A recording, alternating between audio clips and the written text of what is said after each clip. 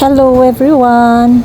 Nagpunta po kaming SM Bikutan kanina para mag-grocery. Nakita namin open na itong Japanese restaurant na matagal nang hinihintay namin. Ito po ay yung Marugame Udon and Tempura. So ang nangyari po, instead na after na kami mag-grocery saka kami kakain, kumain po agad muna. So yan ang order, yung udon. Kasi best seller nila yun kaninang first.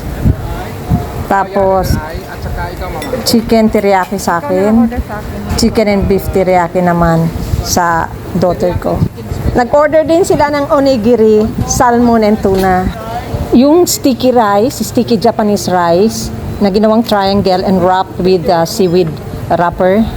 Yun po, paborito kasi yun ng daughter ko. So, nag-order po sila ng tuna at salmon.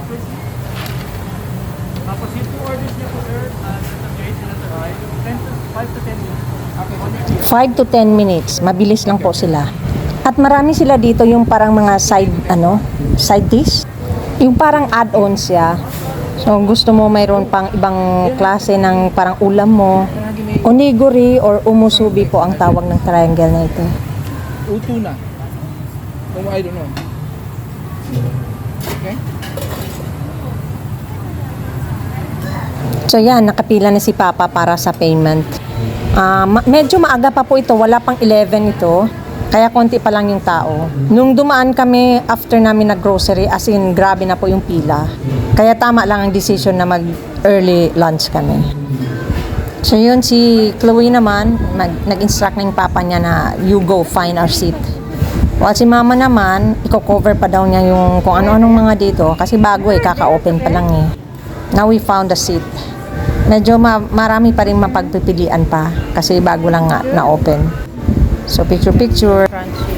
Ito po doon naman sa side, merong free na tempura crumbs, pati yung parang dahon ng onion. Masarap po siyang ilagay as toppings doon sa sa order naming beef udon. May soup po yun siya, may sabaw siya at parang may beef at yung parang pasta. Oh, may free din po dito, additional sauce at some condiments. Ito na po ang chicken teriyaki ko. Beef chicken teriyaki naman ang kay Chloe. At yung beef udon ang sa papa niya. Yan naman ang extra toppings niya, yung crunchy tempura crumbs at onion. And of course, the onigiri. In fairness po, masarap siya. Pero yung nagustuhan ko talaga yung udon. Now, may bago na naman kaming pupuntahan. Out muna si Tokyo. Kasi mas masarap po dito in fairness. Yan ang the best. Beef udon. With the toppings of course. And this is Chloe's beef and chicken teriyaki. And then the onigiri. Yan. Binigyan ako ni Papa kasi ayoko ng order ko. So yun ang kinain ko. Highly recommended po. Masarap siya in fairness talaga. Super. Babalikan ka namin. This time with Kuya. Kasi ayaw pa ni Kuya sumama Antok siya. Yun lang po muna. Thank you for watching. Love you. Bye.